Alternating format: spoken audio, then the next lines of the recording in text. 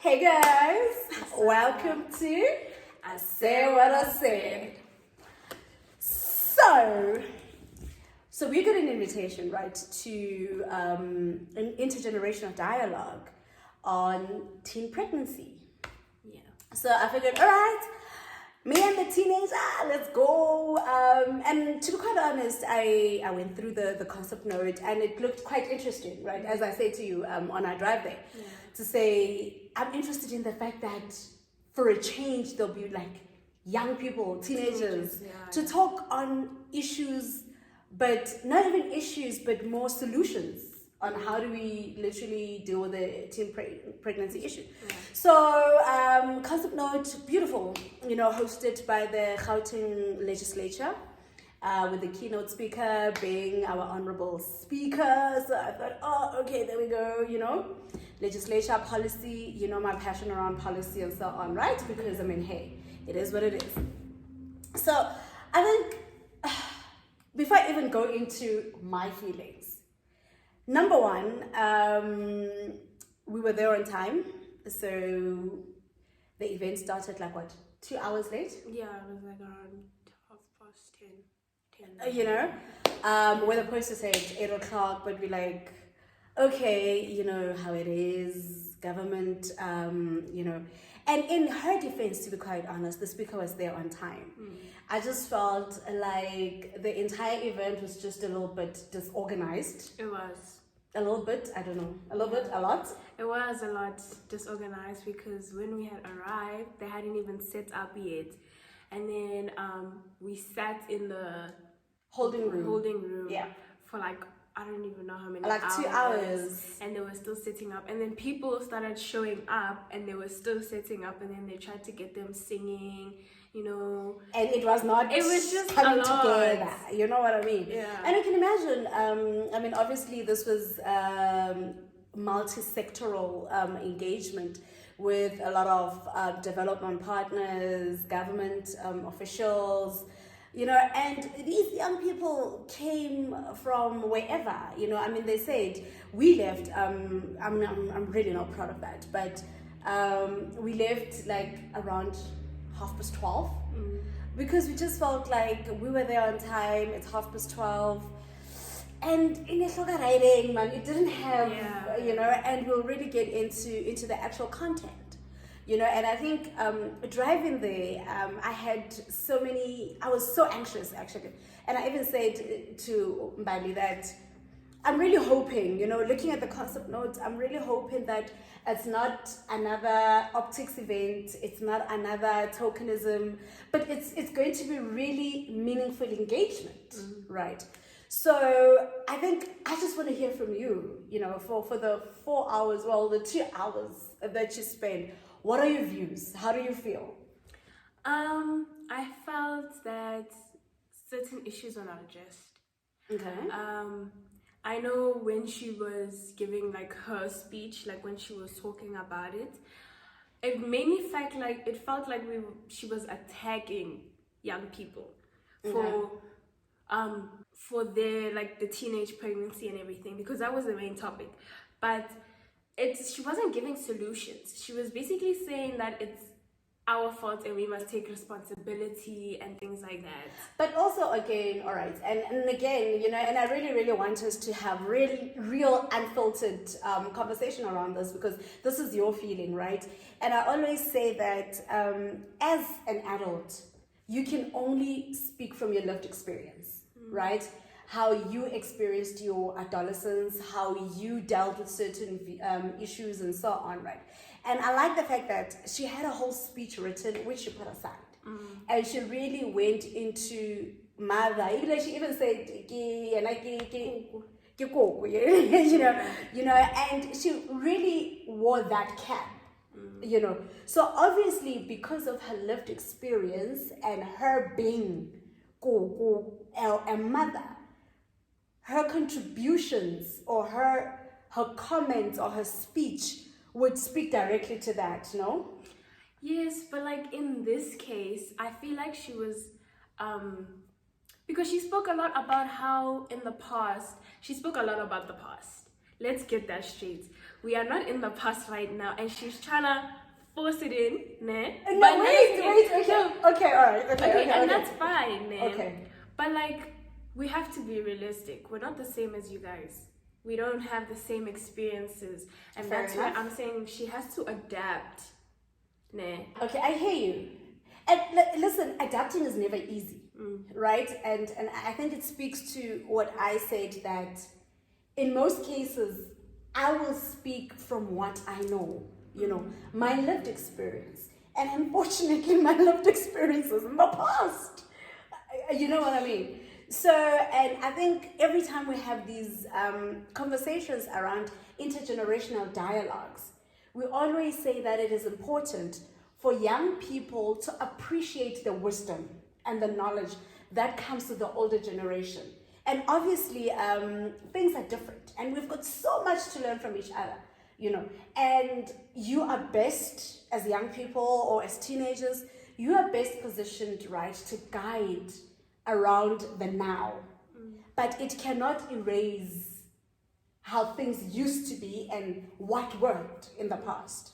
Right. So let's get into the actual content. I know that when we were driving, you made a comment. I think some of the young people, obviously, when the floor was opened for comments, they spoke about the lack of recreational facilities or sporting facilities in the communities, and I could see you were irked about her response. Yeah. Just tell me a bit about that. Okay, so basically her response was that we should play traditional games. Like indigenous games. Yeah, like Khati and stuff like that. And I'm saying, as it was, like you said, it worked for you guys in the past, it was fun, but it's different for us. Okay. We wouldn't find that interesting. Well, I speak for myself. Well, I do enjoy it, but it's not going to stop me from going out when I have a chance to go out and like do whatever. I'm using an example as no. Fair enough. So like, it's just like, as I said, she keeps going to the past and trying to find methods from what worked back then and try and enforce it now.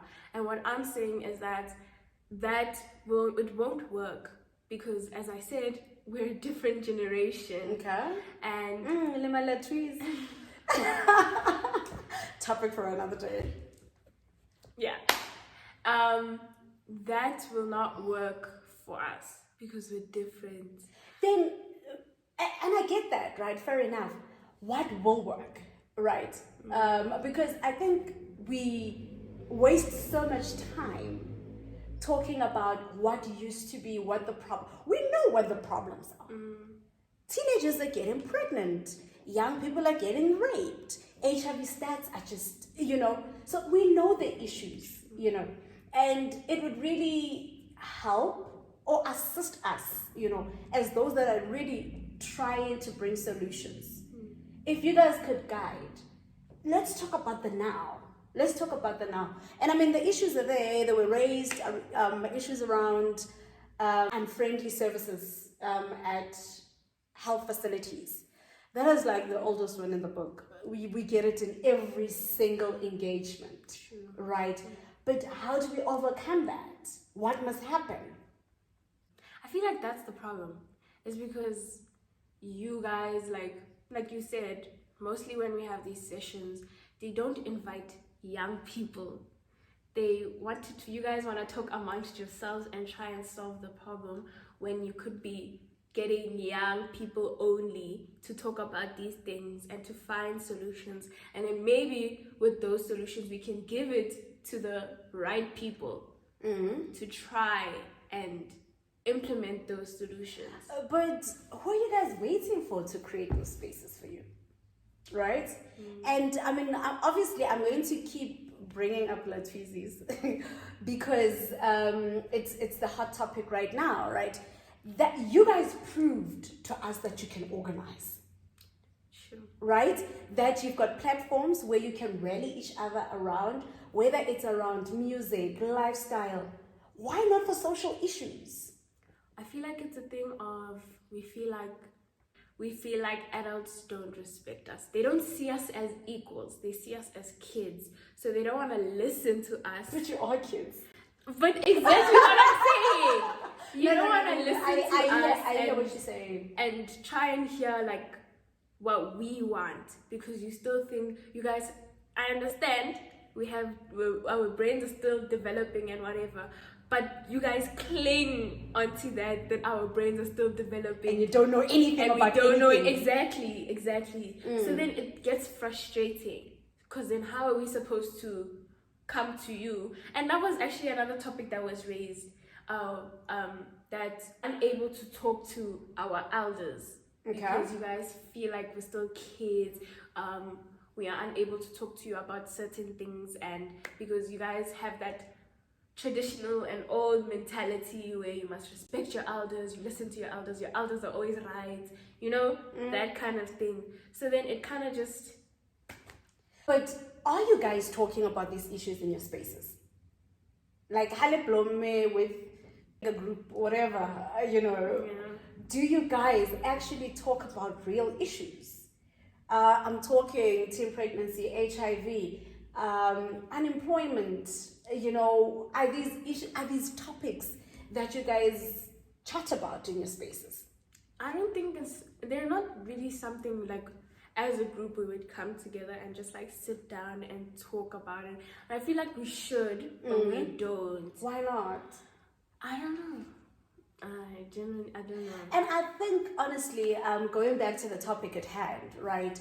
One of the things that in some sessions that was said is that we do have girls or young people that really escape, for lack of a better word, teenage pregnancy or survival or whatever you want to call it. And I think you made a joke about it the other time, that, we're in matric, almost 18, and damn, we survived teenage pregnancy type of thing, right? Yeah. And one of the things we were talking about, like on the reels, is to say, what was done to you or for you to assist you not to fall into the trap? I don't know because now we're trying to talk solutions, right? What works? What swayed your decisions? What swayed your conduct? You know what I mean? Yeah. What works? What can we do for others so that they can think the way that you think, or they could actually be in a position that you're in to say, I'm actually not a statistic. And granted, and we know we can't ignore the fact that some, if not most, of these young people are actually raped. So we must just have that context or that background or that information at the back of our heads, right? To say whatever I'm asking you is now from consensual and decision-making perspective. That you are here. What, as your mother, what did I do right? I feel like it's the communication aspect and how close we are to like our relationship, how close we are. Because I was able to come to you and talk to you about these things, and you were able to educate me and teach me, and like from a young age, I think. I know. From a young age, I think I was like 13, and then you started telling me about all of these things and educating me, and I feel like that's what helped me personally. And I feel like that would help many others if parents were open to talking to their kids without judgment, without anything, just like proper communication, talking about such issues and helping them and educating them, like giving them the right information. I mean, I hear you, right? And I've always said this with all the teenagers that have been in my space, that I've engaged with, right? To say, I can go to sleep knowing that should you fall pregnant, especially where it is a consensual setup, it is a decision, it's a choice that you made. You know what I mean? It's not from I didn't know perspective. It's not an ignorance issue. It's not of I didn't have the information. It's you choosing to engage in sexual activities without a condom, for example. Yeah. You know what I mean? Whatever the setup or the scenario is. But the decision, I want us to get into the decision that you make Because knowledge is there, information is there. Yes, I spoke to you, but had I not spoken to you, you would have done it probably koskolong. You know, information you would have gotten at school, online, you know. But what are these things that build that confidence, or that build that, you know, how do you get to that decision to say it's not going to be me? I don't know. I guess it's just, as I said, as much as there's information online and at school, they don't give much, honestly. Because I'm not gonna go on Google and like Google like teen pregnancy. Why not? I don't know. It's just how it is. Because if you hadn't educated me on that, I wouldn't have gone to Google. And schools, we basically talk about. We don't even talk about teenage pregnancy at schools. Okay. We talk about the sexual reproduction like once in grade 8, and that was it. Mm-hmm. So I feel like you educating me, that helped a lot. And you showed me, like you took me out and you showed me. When I got you the condom. Yes. And when we went to the homes and stuff, and I got to see like the struggle, and I was like, I don't want that to be me. That can't be me. Because I want to be able to finish school and do what I need to do and make money and whatever. And I saw those girls, some of them had to drop out of school to take care of the child and whatever. And I was like, yeah, they're very strong for that. Very strong. True. You know, and because, you know, it's very interesting for you to say that you wouldn't go on Google and search teenage pregnancy. Because this is what we always say, right? In spaces when we talk and we try to come up with solutions. They're like, no, we need to find young people in their spaces of interest, where they are. You know, let's use social media platforms. The information is there, but you guys are just not engaging with it. Is it how it's packaged? Is it the language that's used? What is it? Why wouldn't you want, or why wouldn't you Google, or why wouldn't you engage with topics that teen pregnancy online? I don't know. I feel like it would just be like overwhelming. Like there would just be like, as you said, like the information would just be bombarded onto you, and it's just like too much. So I wouldn't wanna. No, I don't know. Personally, I wouldn't, out of interest, like just go on Google and Google this. Out of interest? I don't know. I wouldn't. But that's just me personally. Okay, all right, and fair enough, right? And where do we find young people? You know, because like I said, we always say, no, let's find them. They're on TikTok. But I mean, how do you engage? How do we put content on teen pregnancy on TikTok? How do I get you to engage with that kind of content? You know, is it the influencers? Is it what is it that we need to do just for you to, you know, as you're scrolling, to actually listen and watch to the end? I feel like it would be, as you said, influencers. I feel like we need to target where teenagers are most interested in. Also, you can't be bringing old people to talk about teenage stuff. As far as I know, teenagers wouldn't want to listen to somebody that's old. Okay. Like, also, the thing of like, don't make it boring. Like you're just sitting there, somebody's just talking and talking. Like and we're doing now. I mean, this is interesting. This is interesting because I don't even know why it's interesting. It just is. But like sitting there for hours and just somebody is just talking and talking and talking. Like make it interesting, make it lively. How? Get young people. Do we take the content and put it into songs? Do we do dramas? What do we do? If you have to do that, that's what I'm saying. Like you have to find like a target market. Like you have to target teenagers. Where do we find you? I don't know. We are everywhere. There's teenagers everywhere. I'm right here. Because you guys get, as we said now, you guys get old people to talk about these issues, and then they talk and talk and talk and talk, and then we lose interest. Okay, so where to from here? Right. I think what, you know, after all has been said and done, you know, what needs to be done? What do we do, Mbali? Now me and you and saying, let's come up with a solution. Where do we start? Am I putting you on the spot? Yeah. Okay, all right. Okay. Okay, all right. And I think also, and you mentioned it, parent-child communication is something that is critical, right, when it comes to these issues. And what made it easier for you, as far as I'm concerned? Because I'm sure, I know for a fact, I didn't wake up and say, let's talk about sex. Yeah, sure. You know, when you have a boyfriend or when there's a man and this happens, this is what sex, what made it easier for you? I guess I would say you initiated the Conversations. basically. Okay.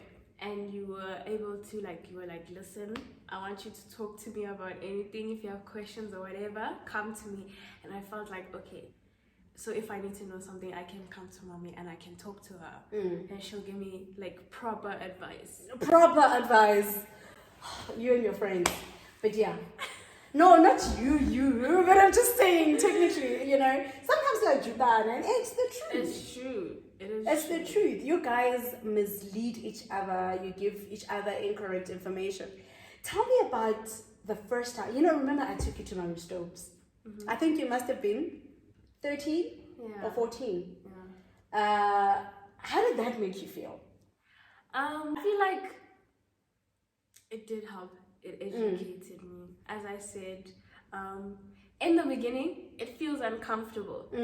But then it does help at some point later in life, because now you go back to that information that you got from that consultation. Yeah. All right. So for those of you that don't know, what I did is I booked a contraceptive consultation for her at Mary Stopes. I mean, obviously at that point, she was not sexually active as yet. But it was no, I'm not saying that she is now. I don't know. Hence, I'm saying as yet. I don't know. But I felt that it was important for you to have the information, the correct information, for when a time comes for you to make that decision, right? So she had a session with a nurse at Mary Stopes who took her through her options, of the different contraceptive methods, the side effects of all of them, and so on, so that when she gets to a point where she needs to make a decision, then it would be from an informed perspective, right? Because in most cases, we are told just about condoms. Condoms are absolutely good. We believe in dual protection. So whatever contraceptive method of contraceptives you use with a condom, simply because the condom prevents other things, STIs, HIV, and so on. But I needed her to have the correct information to make the decision. Whether it's with me or without me, she knew exactly, or she knows exactly where Mary Stopes is right now. She knows exactly what information she would be looking for, right? And that goes back to the stigma attached to facilities such as Mary Stopes, because the minute you walk in, as much as termination is a right, there's always that stigma. Here's a 14-year-old walking into Mary Stopes. The assumption is that you go in there to terminate, right? And yet they offer other services, right, that are preventative in nature, which is what we're supposed to be doing. I feel like we prioritize response so much and we leave prevention. And I'm glad to know or to hear that information, that session that we had, how many years ago? Like 5. And that's where you have a baseline information. So how would you encourage parents or teens to initiate these kind of conversations? I feel like we need to start with the parents, because I feel like the teens would be open to such conversations, I know, but they're just scared of judgment from parents. So I feel like we just need to start with parents, help them become less judgmental and be open to talk about such things, and not for it to be like a taboo thing. All right, I suppose that's a fair point, but it's uncomfortable, right? It is. it's like uncomfortable in the beginning, right? And I think also what helped, I remember, I'll never forget this, and I think that's why we started watching Lee Daniels Star together. You wanted us to watch it, and then in one of our conversations, you mentioned that no, this is a trans woman. Oh yeah. And I'm like, oh, and I think you were like, what, 14? I think so. And at that point, I was like, oh, okay. So she actually even knows these things, And for me, that was a very opportune moment, right? To now build up on that knowledge base.